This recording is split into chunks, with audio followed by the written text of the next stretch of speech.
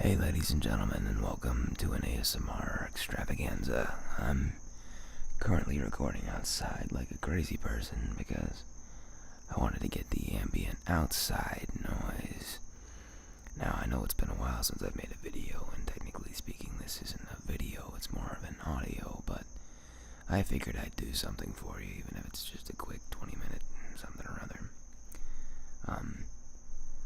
I don't know what I'll be doing, actually. I just kind of came outside and said I'm going to record for you, so if this isn't focused, just, leave me be, I guess. I suppose I might describe what I'm seeing and use some trigger words, mouth sounds, and try to get you to go to bed or feel some tingles or something. Feel something nice, what we're all looking for. Right now, I'm currently sitting on my porch. Under my feet are planks made of something I'm not quite sure what exactly it is. There are nails down there under my toes. Each toe can rub up against a nail and feel how time and stress has brought them up from their original places. There's a scaffold next to me, bright yellow and partially rusted, cracking under the weight of time and the sea salt from the Florida Sea just outside. It was used to paint my house just recently. Paint that covers the decay of time. Decaying time which shows in our house, the house that I grew up in. There are bugs watching me and listening to me as well, hoping to experience the tingles just like me and you. And there's what looks like a daddy long legs and a little fluttery bug going by my face. And there are ants under my toes somewhere, I'm sure. And a lizard hiding in the box right next to me, napping and waiting for morning to come to wake up and have a healthy, productive day. And the birds chirping quietly as they sleep, and the bugs making noise, which you can hear now. It's an unfocused noise, of course, but in its own way, it's beautiful. If it weren't for the mosquitoes, I wouldn't mind sleeping outside, to be honest. Where I live, you can't see the sky all too well. Not usually. Light pollution is too much sometimes. But still, there's stars up there.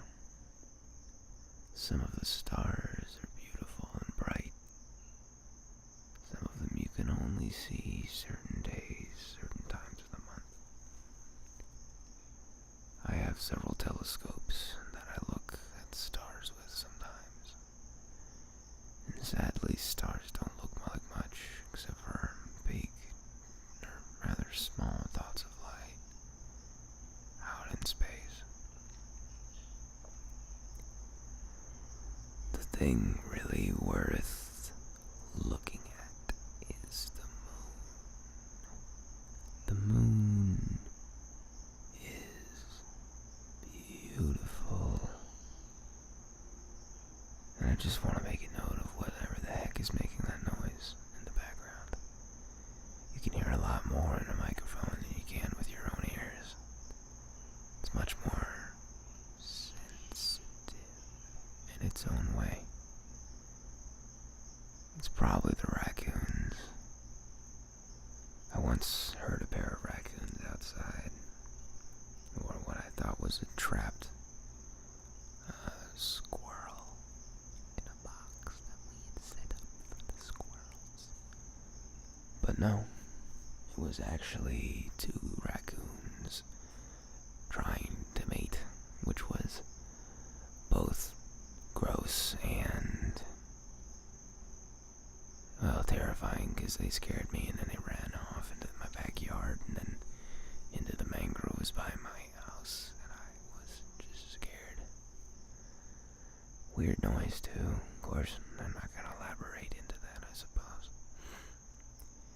you're interested in raccoon mating, either consider psychological help, or alternatively, do your own research.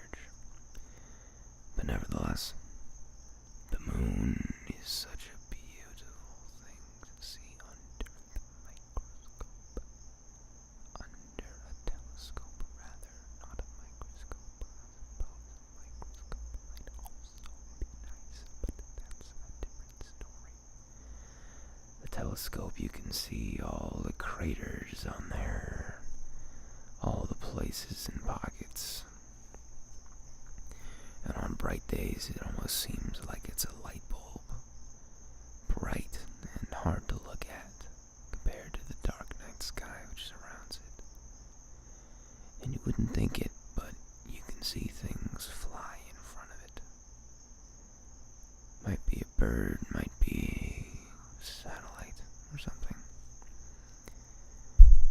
Might be Santa Claus going for an early year run. I don't know.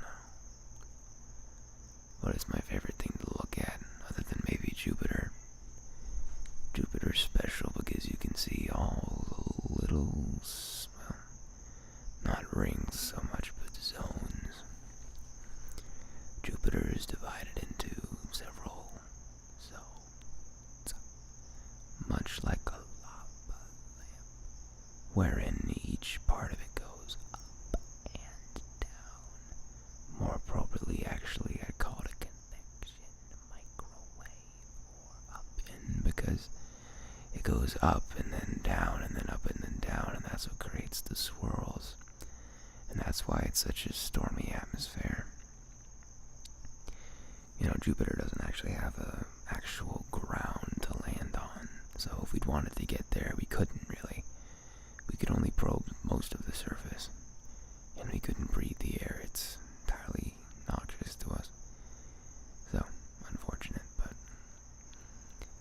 where the true possibility lies for anything interesting regarding Jupiter, and not to say that Jupiter isn't interesting, but that's beside the point. Jupiter has many, many moons because it's such a massive thing that it has created a lot of moons, and what was the moon that was...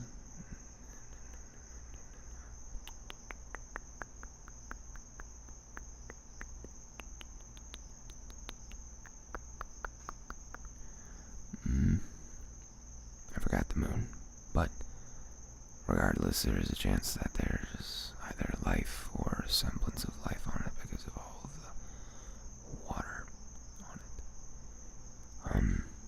Or supposed water, I don't know. Guarantee that it's water. The moon Io actually generates its own electricity current on top of the surface because it scrapes over the electric atmosphere of Jupiter and sort of polarizes it, much like if you've ever moved your socks on the right kind of floor, you feel electrified, and that shocks you. But on a much greater scale, Io actually loses a considerable amount of mass every day. Like, it's considerable. I don't know the exact number, but it's pretty big. I know a lot about Jupiter because I'm taking an astronomy class in school, and we did a project on Jupiter, so the more you know, I suppose. Back to waxing poetic about my surroundings. There's a light up above me to my right and my left. Both are very bright floodlights.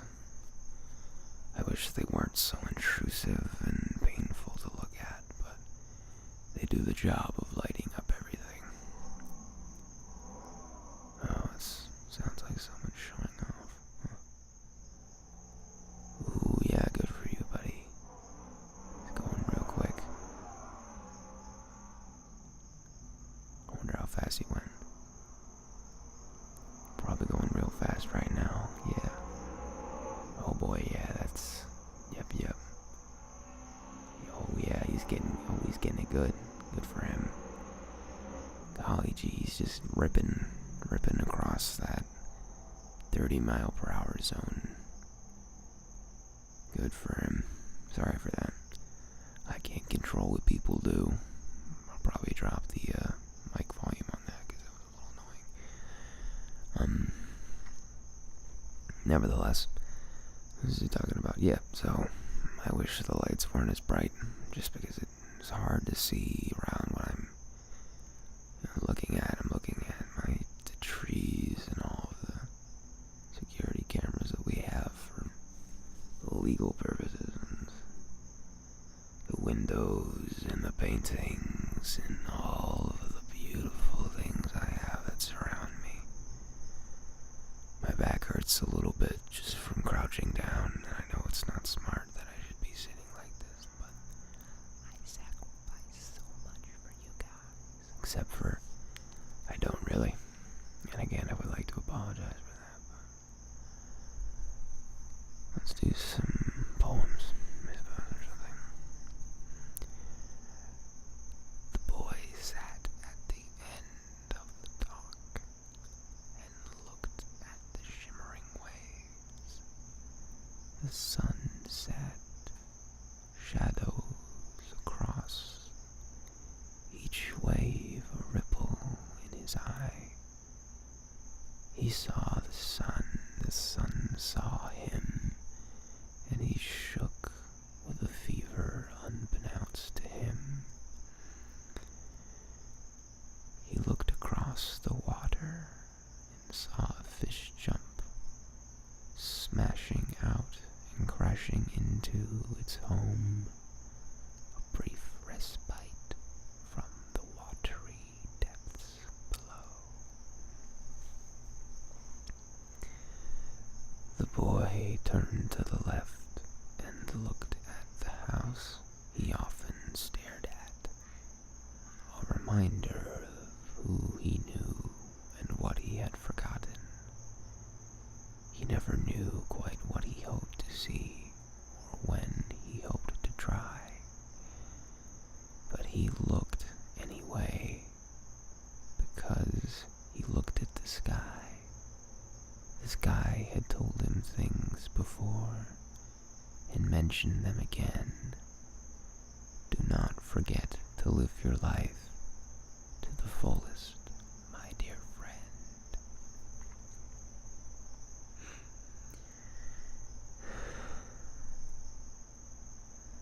A toe provides so much for you, a place to tippy-toe upon, down the stairs, around the crevices and cracks in your house that you haven't seen.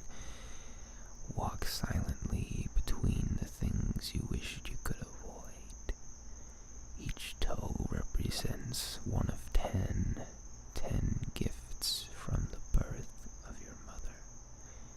Each thing in its own way, an important, warm, beautiful, honest, happy morsel of someone else, but also of yourself. Each toe, as it is now, feels so wonderful. Your body feels so wonderful and warm. Each hand feels like a glove has been slipped over it, and each glove has been warmed in your love for others.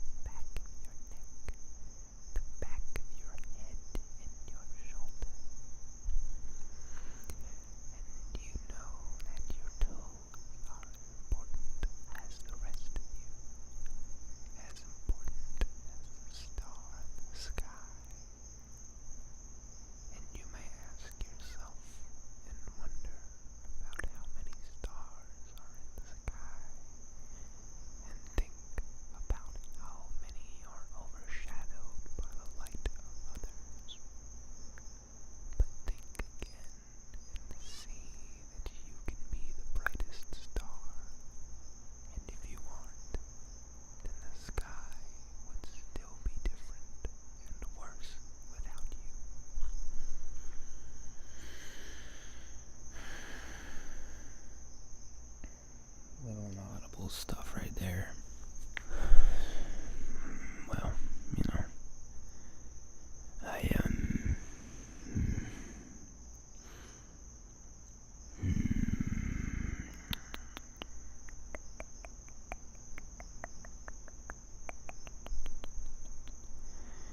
if you want to go to sleep now, I think the last little bit of this segment I'm gonna do is a dream step through, you know,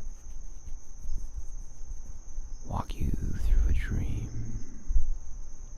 walk you through a dream, a dream, a dream. A little pro tip about dreams. I've been trying to find a decent herbal supplement or something to help me induce dreams, but the best things that I've found that can help are Kaliazetechi or Zalechitiki-Duga Wukawiki-Wini. I don't know how it's pronounced, but it's I bought it on Amazon for $30. It was a tincture, which means just an alcoholic base with oils and other chemicals, but herbs mixed in, I suppose. That's helped. The best thing you can do if you want to have dreams consistently and vividly is to get a good night's sleep, as in go to bed early. The later you sleep, the less likely you're to dream in a small amount of time.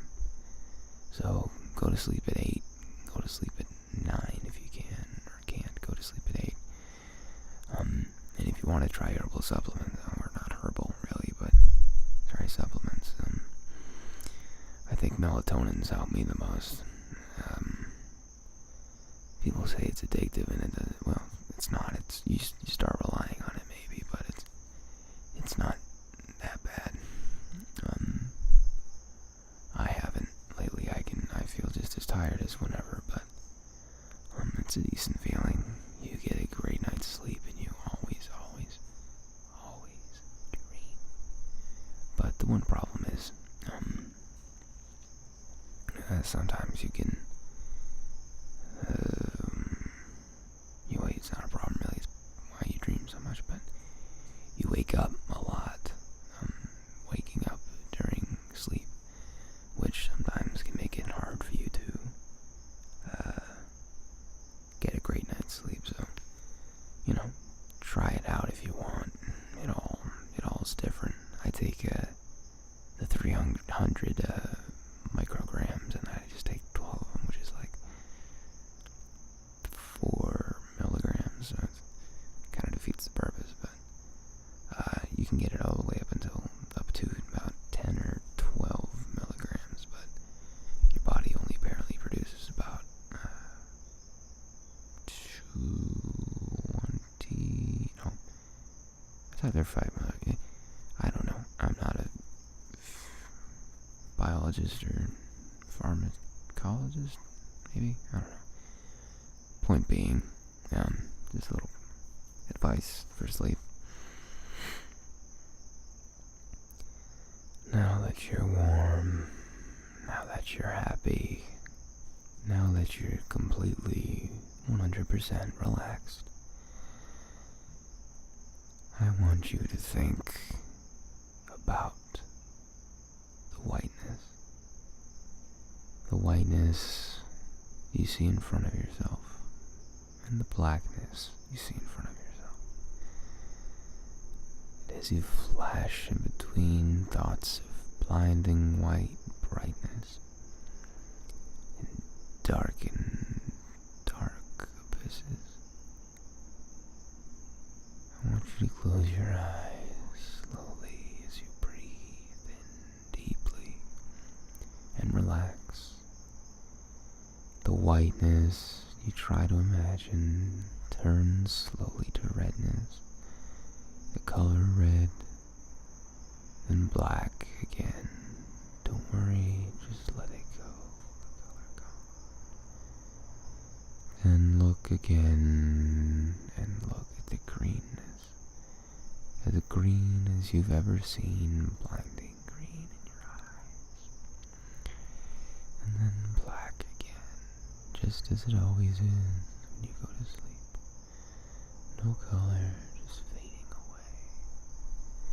And any thoughts you might have allow into your head. And any images you may see, don't fight.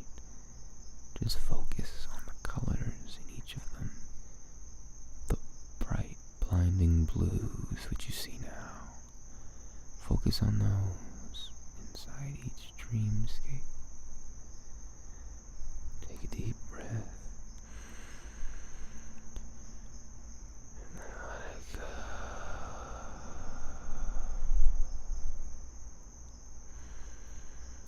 And as you breathe out, let go everything else. All thoughts, all tension you might have gained back. Everything completely black, except for the sound of my soothing voice.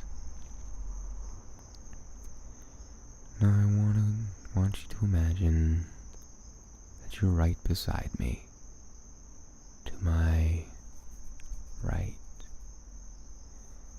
sitting beside me, looking out on my patio, hearing the bugs, hearing my voice, hearing and seeing everything there is to see.